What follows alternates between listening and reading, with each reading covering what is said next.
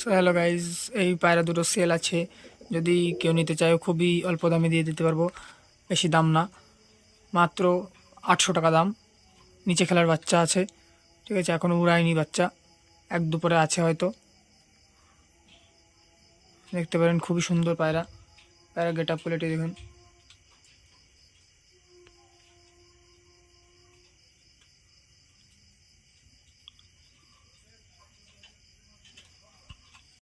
এই যে আরেক জোড়া আছে পায়রা, ম্যাট্রাস কবুতর,